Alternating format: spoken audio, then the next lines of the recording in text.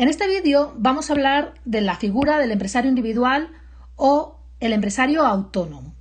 En primer lugar, comentar que el empresario individual tiene personalidad física, es decir, que no tiene personalidad jurídica propia. Es por ello que el empresario individual es una persona física que realiza en nombre propio una actividad comercial, industrial o profesional. Que tenga personalidad física quiere decir que se rige en materia de derechos y obligaciones por el Código Civil.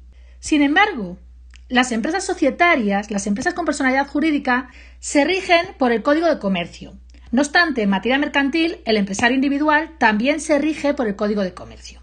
En este tipo de empresas se confunde la figura de la empresa y el empresario. Es decir, podemos llegar a decir que la empresa la forma el empresario y que el empresario es la empresa. Lo podemos decir por tres motivos. En primer lugar, el código de identificación de la empresa, el NIF de la empresa, coincide con el NIF del empresario. En segundo lugar, el nombre de la empresa es el nombre del empresario. Es decir, el nombre y los dos apellidos, esa es su razón social.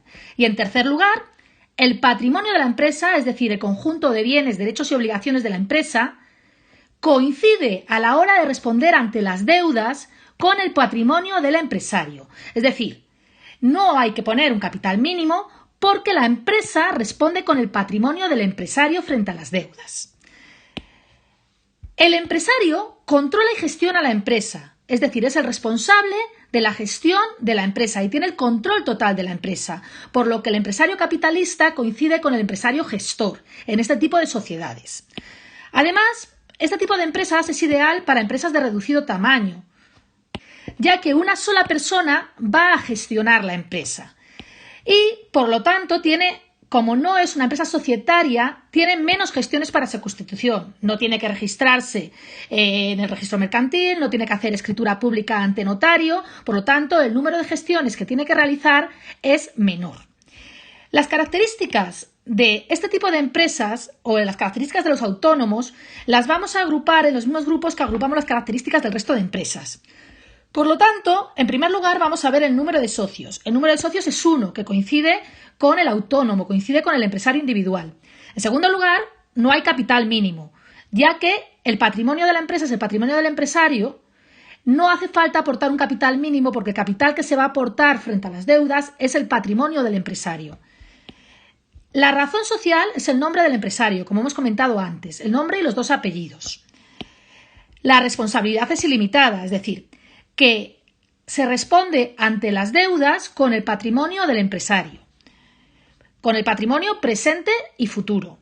Es decir, que si las deudas son superiores al patrimonio del empresario, el empresario sigue teniendo la deuda que quede por pagar, mientras que se la exijan, es decir, por eso se dice que responde con el patrimonio presente y futuro. En quinto lugar, esta empresa, al ser una persona física, va a tributar por el impuesto de la renta de personas físicas, por el IRPF. Las sociedades, sin embargo, tributan por el impuesto de sociedades. Y por último, a la hora de transmitir la empresa, si nosotros queremos vender la empresa, hay que cerrarla, no se puede vender una parte de la empresa, porque la empresa es igual que el empresario, por lo tanto, para poder transmitirla hay que cerrar la empresa, el autónomo se tendría que dar de baja en esa actividad y así se podría vender lo que pertenezca al empresario. Pues se podría vender el local, se podrían vender los muebles o se podría traspasar lo que es el fondo de comercio, que es el valor de la empresa. Pero la empresa en sí no se puede transmitir porque la empresa se da de baja al igual que el empresario.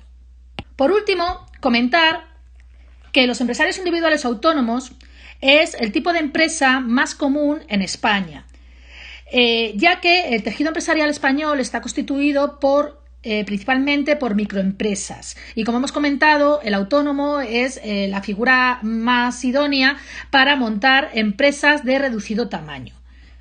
Sus ventajas son pues la sencillez en los trámites y en la gestión, así como no tener que aportar un capital mínimo para poder constituirse, y su principal inconveniente es la responsabilidad ilimitada, es decir, que se responde con las deudas con todo el patrimonio presente y futuro.